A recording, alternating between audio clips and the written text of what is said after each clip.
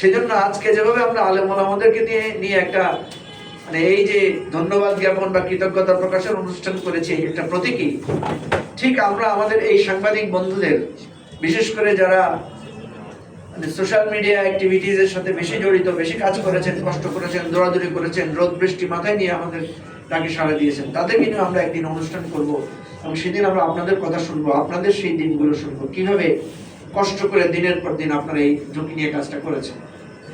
প্রিয় ভাই ও বোনেরা, অতীতে আমরা দেখেছি আমরা একে অপরকে হেয় করেছি, আলেম ওলামাদেরকে হেয় করা হয়েছে, আমাদের এখানে ছাত্রদেরকে হেয় করা হয়েছে, রাজনৈতিক দলকে হেয় করা হয়েছে, আমাদের নারীদেরকে নানাভাবে হেয় করা হয়েছে।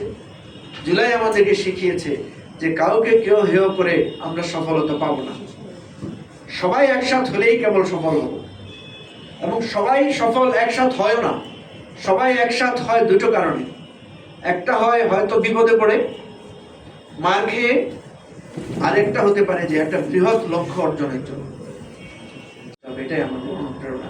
আরেকটা কথা বলে শেষ করি, যে আমাদের সমাজে আমরা দেখতে পাচ্ছি বিভিন্ন মিডিয়াতে, বিভিন্ন জায়গায় কিছু লোককে আমরা দেখতে পাচ্ছি যারা আকারে ইঙ্গিতে জুলাইকে হেয় প্রতিপন্ন করছেন, যারা আকারে ইঙ্গিতে জুলাইকে নানা প্রশ্ন মানে জর্জরিত করছেন। কোনো অসুবিধা নাই, জুলাইকে প্রশ্ন করা যাবে না কেন? অবশ্যই যাবে।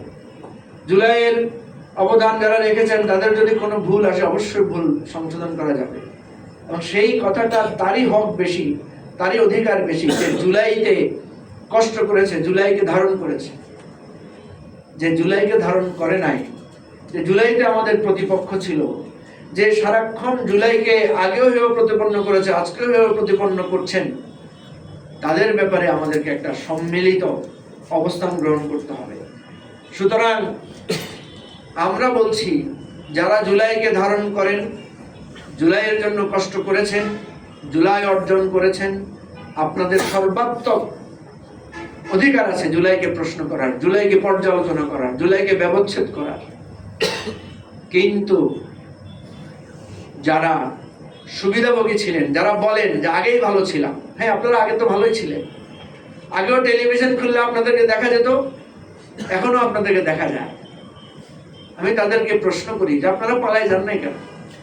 শেখ হাসিনা এত ভালো, আপনাদের আগেই ভালো ছিলেন শেখ হাসিনার আমলে, তো শেখ হাসিনা যেহেতু পালায় গেছে, আপনারা পালায় যান নাই কেন? আপনারা কেন থেকে গেছেন? তখন ওনারা যে কথাটা বলো এটা আরো ইন্টারেস্টিং। তারা বলে আমরা তো কোনো অন্যায় করি নাই। তো ওয়েল গুড, আপনি কোনো অন্যায় করেন নাই, তাহলে যারা অন্যায় করে পালিয়ে গেছে আপনি তাদের পক্ষে সাফাই গান কেন?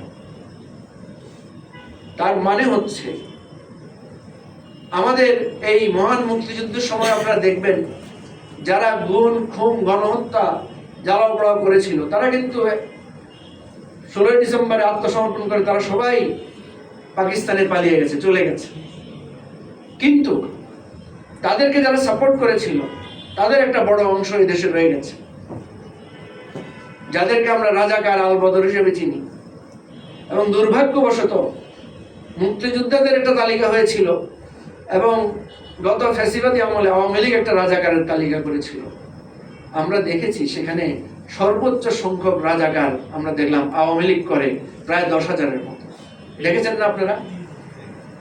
সুতরাং 71 সালেও কিছু আসল শয়তানরা পালিয়ে গিয়ে কিছু কিছু সাগরেদ রেখে গেছে, যেই সাগরেদরা আমাদের স্বাধীনতা সার্বভৌমত্বকে বারবার প্রশ্ন করেছে, আমাদের 71-এর দিকে আঙুল তুলেছে, আমাদের গণতন্ত্রের নামে নানা ছবলে, নানা আঙ্গিকে, নানা বেশভূষায় আমাদের দেশটাকে ধ্বংস করেছে।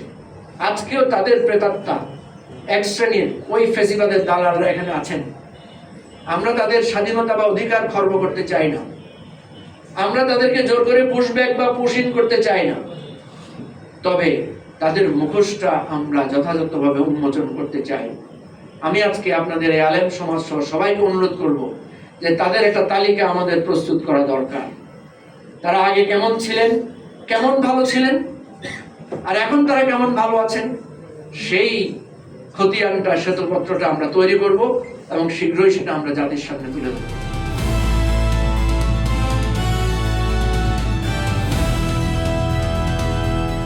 দিনাজপুর টিভি, মানুষের জীবনের কথা বলে।